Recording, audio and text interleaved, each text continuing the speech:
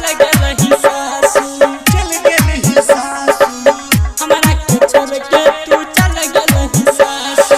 मासूम अखिया में द देलही आंसू, हमरा के छोड़ के तू चल गेलही सासू, चल गेलही सासू। मासूम अखिया में द देलही आंसू, तोरी के दिल हमर चल गेलही सासू, चल गेलही सासू। जानो से ज्यादा चाहे रहियो गे, जानो से ज्यादा चाहत रहियो, तैयो तू हमारा छोड़ देलही जानू। मासूम अखिया में द देलही आंसू, हमरा के छोड़ के तू चल गेलही सासू, चल गेलही सासू। मासूम अखिया में द देलही आंसू, तोरी के दिल हमर चल गेलही सासू, चल गेलही सासू, चल गेलही सासू, हमरा के छोड़ के तू चल गेलही सासू, चल गेलही सासू। झिटकी बाजार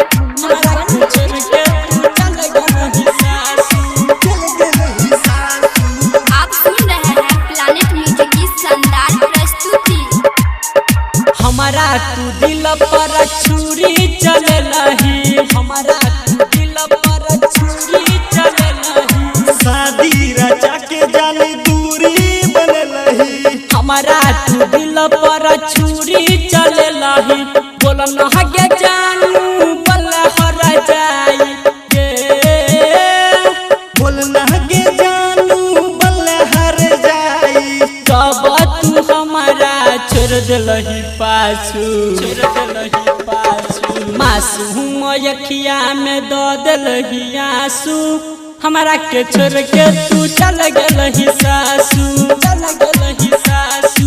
मासूम अखिया में द देलही आंसू, तोरी के दिल हमर चल गेलही सासू, चल गेलही सासू, चल गेलही सासू, हमरा के छोड़ के तू चल गेलही सासू, चल गेलही सासू। झिटकी बाजार हमरा के छोड़ के तू चल गेलही सासू। चल गेलही सासू। आप सुन रहे हैं प्लैनेट म्यूजिक की शानदार प्रस्तुति। तोरे चक्कर में पागल कहई जवाना, तोरे चक्कर में पागल कहई जवाना। जहिया से गेलही निकला गई न खाना, तोरे चक्कर में पागल कहई जवाना।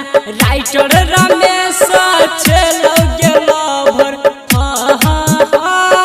रमन जी यादव के देलही नहीं खबर, राकेश रंजन के छोड़ देलही आजू, छोड़ देलही आजू। मासूम अखिया में द देलही आंसू, हमरा के छोड़ के तू चल गेलही सासू, चल